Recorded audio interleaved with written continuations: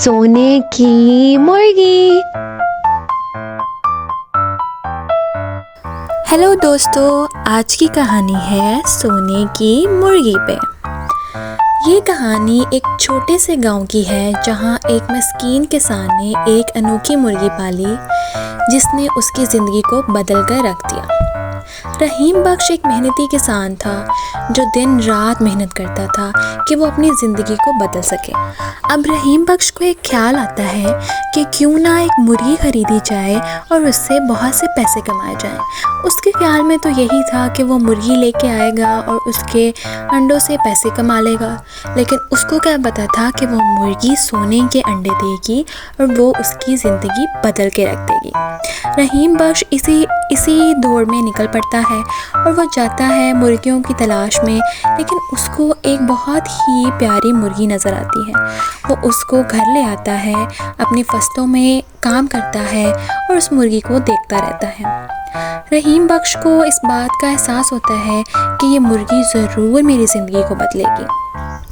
دن بھر وہ فصلوں میں کام کرتا ہے اور پھر اس مرغی کی دیکھ بھال بھی کرتا ہے کہ یہ اچھے سے انڈے دے تاکہ وہ اس کو بیچ کر اس سے بھی پیسے کما سکے، اور اس کے دل میں احساس ہوتا ہے کہ وہ اپنے باقی ساتھیوں کی بھی مدد کر سکے۔ اس مرغی کی ایک خاصیت یہ تھی کہ وہ سونے کے انڈے دیتی تھی۔ جب رحیم بخش کو اس بات کا پتہ لگتا ہے تو وہ بہت خوش ہوتا ہے۔ اس مرغی کی ایک خاصیت یہ تھی کہ ہر روز اس کے انڈے نہ صرف زیادہ بڑھتے بلکہ وہ سونے کی طرح چمکدار ہوتے چلے گئے۔ رحیم بخش اس بات سے بہت خوش ہوا۔ اس مرغی کے انڈے دن بہ دن بڑھتے چلے گئے اور اس طرح رحیم بخش کا گھر ان انڈوں سے بھرتا گیا۔ رحیم بخش کو اس بات سے بہت خوشی ہوئی کہ مرغی کے انڈوں میں نہ صرف اضافہ ہو رہا ہے بلکہ وہ سونے کی طرح چمکدار ہیں، اور جب اسے اس بات کا احساس ہوا کہ یہ انڈے واقعی ہی سونے کے ہیں تو وہ بہت خوش ہوتا ہے کہ وہ ان انڈوں کو بیچ کے بہت سے پیسے کمائے گا اور اپنے گاؤں والوں کی مدد بھی کرے گا۔ مرغی کے انڈے بڑھتے گئے اور رحیم بخش کی زندگی بدلنے لگی۔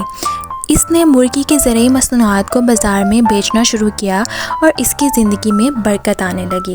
وہ بازار میں انڈوں کا اسٹال لگاتا اور ان کو بیچتا اور مہنگے داموں بیچتا کیونکہ یہ انڈے سونے کے انڈے تھے۔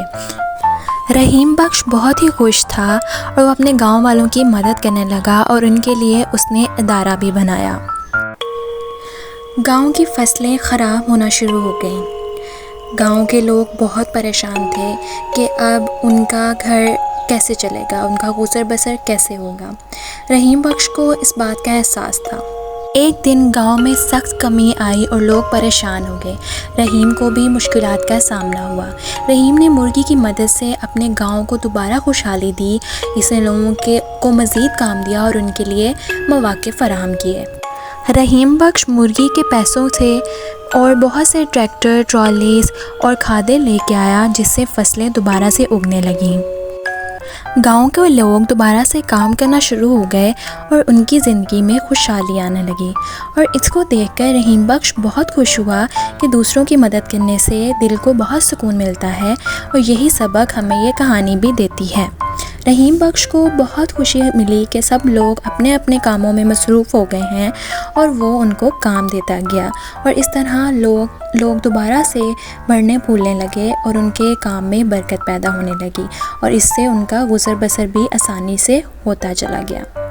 گاؤں کی زندگی میں ایک نیا جوش آیا اور رحیم نے یہ سبق سکھایا کہ مشکلات کا سامنا کرنے کا بہترین حل یہی ہے کہ ہمیں مشکلات سے لڑنا چاہیے اور دوسروں کی مدد کرنی چاہیے۔ مرغی نے نہ صرف رحیم کی زندگی کو بدل دیا بلکہ انسانیت کے لیے ایک سبق بھی چھوڑ دیا۔